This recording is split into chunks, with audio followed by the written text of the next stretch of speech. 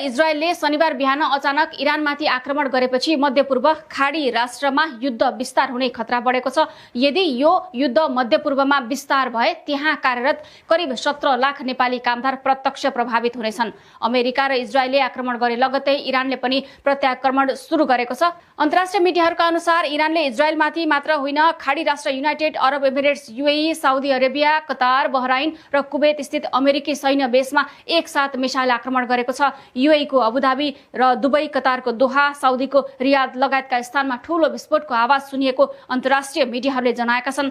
इरानको प्रत्याक्रमणसँगै यो मध्यपूर्वमा युद्ध फैलिने खतरा बढेपछि परराष्ट्र मन्त्रालयले शनिबार नै एक ट्राभल एडभाइजरी जारी गरेको छ। ट्राभल एडभाइजरीमा परराष्ट्रले इजरायल र इरानमा रहेका नेपालीहरूलाई घरभित्रै बस्न अनुरोध गरेको हो। परराष्ट्र मन्त्रालयका अनुसार मध्यपूर्वका राष्ट्रहरूमा मात्र 16,87,800 भन्दा बढी कामदार हाल कार्यरत रहेका छन्।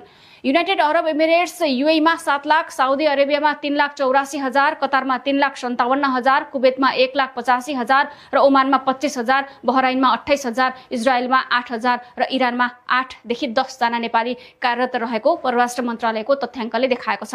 अमेरिका र इजरायलले शनिबार बिहान तेहरान लगायत इरानका अन्य शहरहरूमा गरेको आक्रमणको जवाब दिँदै इरानले पनि मध्यपूर्वमा रहेका कम्तीमा 5 वटा प्रमुख अमेरिकी सैन्य अखडाहरूमा भारी क्षेप्यास्त्र प्रहार गरेको छ।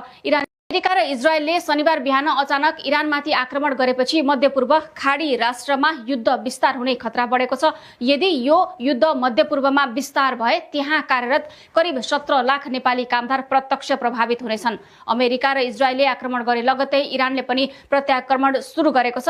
अन्तर्राष्ट्रिय मिडियाहरूका अनुसार इरानले इजरायलमाथि मात्र होइन, खाडी राष्ट्र United Arab Emirates, UAE, Saudi Arabia, Qatar, Bahrain र कुवेत स्थित अमेरिकी सैन्य बेसमा एकसाथ मिसाइल आक्रमण गरेको छ। यूएई को अबुधाबी र दुबई, कतार को दोहा, साउदी को रियाद लगायतका स्थानमा ठूलो विस्फोटको आवाज सुनिएको अन्तर्राष्ट्रिय मिडियाहरूले जनाएका छन्। इरानको प्रत्याक्रमणसँगै यो मध्यपूर्वमा युद्ध फैलिने खतरा बढेपछि परराष्ट्र मन्त्रालयले शनिबार नै एक ट्राभल एडभाइजरी जारी गरेको छ। ट्राभल एडभाइजरीमा परराष्ट्रले इजरायल र इरानमा रहेका नेपालीहरूलाई घरभित्रै बस्न अनुरोध गरेको हो। परराष्ट्र मन्त्रालयका अनुसार मध्यपूर्वका राष्ट्रहरूमा मात्र 16,87,800 भन्दा बढी कामदार हाल कार्यरत रहेका छन्। युनाइटेड अरब एमिरेट्स यूएईमा 7 लाख, साउदी अरेबियामा 3,84,000, कतारमा 3,57,000, कुवेतमा 1,85,000 र ओमानमा 25,000, बहराइनमा 28,000, इजरायलमा 8,000 र इरानमा 8 देखि 10 जना नेपाली कार्यरत रहेको परराष्ट्र मन्त्रालयको तथ्याङ्कले देखाएको छ।